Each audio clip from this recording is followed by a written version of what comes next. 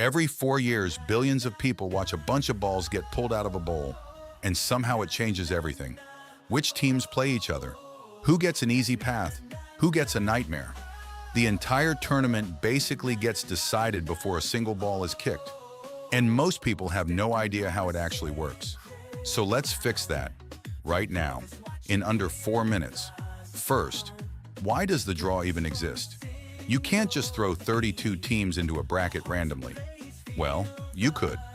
But you'd end up with Brazil versus Argentina in the group stage, Germany and France in the same group, and half the tournament decided before it started. So FIFA created a system to spread the talent out. In theory, it keeps things balanced. In practice, it's complicated. The pot system. Here's where it starts. Before the draw, all the teams get divided into 4 groups called pots.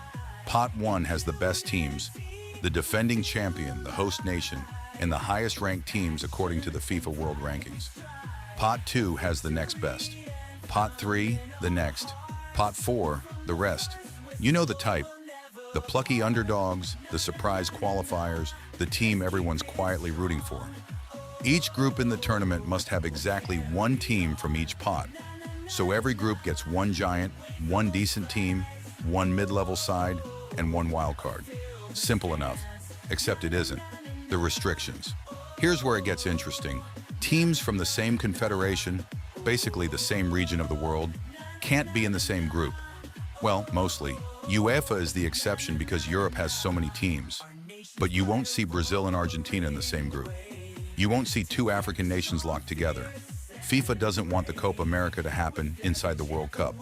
So before a single ball gets drawn, there's already a massive, invisible web of restrictions controlling what's even possible. The officials running the draw have to check every single pick against those rules in real time. The actual draw. Now the fun part. The balls go into the bowl, 1 per team, sorted by pot. An official, sometimes a celebrity, sometimes a football legend, reaches in and pulls one out. The team gets assigned to a group, but not just any group, only the groups where that team is still allowed to go, based on the pot rules and the confederation restrictions. In theory, it sounds like a lottery. In practice, it's a lottery with 15 asterisks. Why some teams absolutely hate this system. Because your fate isn't just about who you face, it's about where you play. Travel distance matters. Climate matters. A South American team in a group that plays all its games in one city versus a team that has to cross the country 3 times, that's a real advantage. And because the host nation is always in pot 1, they always get the easiest possible group placement. Every single time. Coincidence?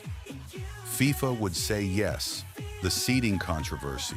The FIFA rankings that decide who lands in pot 1. Those rankings aren't always agreed upon. Rankings are based on recent results, opponent strength, and a formula that even football analysts argue about.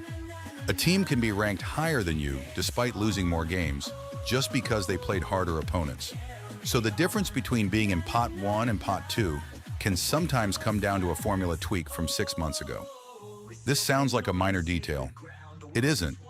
Being in pot 1 versus pot 2 can be the difference between facing easy opposition or landing in the group of death. The group of death. Every World Cup has one. It's not an official term. FIFA would never call it that.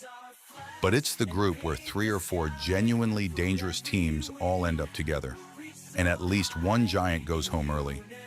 It's the side effect of a system that balances things perfectly on paper, and then chaos finds a way anyway. Half the drama of the tournament is born in a single afternoon, in a fancy room, with a bunch of plastic balls. So here we are. Back where we started, billions of people watching balls come out of a bowl.